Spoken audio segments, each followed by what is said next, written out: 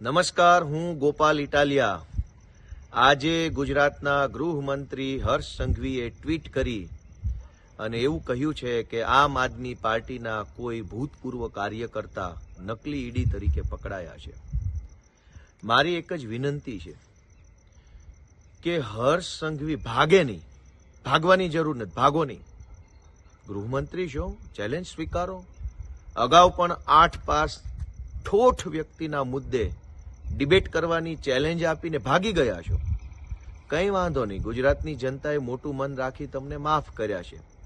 પણ હવે ફરીથી મોકો આવ્યો છે આમ આદમી પાર્ટીને ખરાબ ચિતરવાનો, આમ આદમી પાર્ટીને ખરાબ બતાવવાનો. તો આવો ફરીથી સામે આવી જાઓ. ટ્વીટ ટ્વીટ ટ્વીટ ટ્વીટ કરીને ભાગી જવાની જરૂર નથી. ગૃહમંત્રી છો, રેલવે સ્ટેશન ઉપર બેઠેલો કોઈ ટપોરી નથી કે બસ સ્ટેશનની બહાર આંટા મારતો ટપોરી નથી. તમે ગૃહમંત્રી છો ભાઈ. આવો જાહેરમાં ડિબેટ કરીએ, સામસામે બેસીએ, ખુલ્લા પાડો આમ આદમી પાર્ટીના લોકોને, આમ આદમી પાર્ટીને ખુલ્લી પાડો. કચ્છમાંથી કોઈ નકલી ઈડીના ટીમ તરીકે આમ આદમી પાર્ટીનો માણસ જો ઝડપાયો હોય તો ખુલ્લા પાડો, સામે આવો. ભાગવાની જરૂર નથી, ભાગો નહીં ભાઈ. ભડ હોય એ ભાગે નહીં, અને ભાગે એ કેવા હોય એ બધાને ખબર છે. ભાગવાની જરૂર નથી.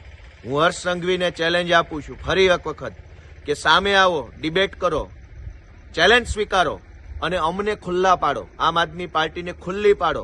ગુજરાતની જનતાની સમક્ષ અમને ખુલ્લા પાડવાનું બીડું ઉઠાવી લો. બાકી રેલવે સ્ટેશને બેઠેલા ટપોરીની જેમ ટ્વીટ ટ્વીટ ટ્વીટ ટ્વીટ કરી અને ફાંકા ફોજદારી કરવાની જરૂર નથી ભાઈ. સરકારો ઘણી આવી, ઘણી ગઈ.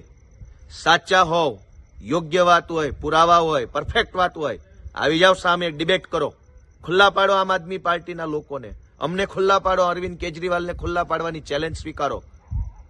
ટપોરી કે ટ્રોલની જેમ ટ્વીટ ટ્વીટ ટ્વીટ કરવાની જરૂર નથી ભાઈ. હું ચેલેન્જ આપું છું કે હર્ષ સંઘવી ભાગે નહીં, ભાગતા નહીં ભાઈ.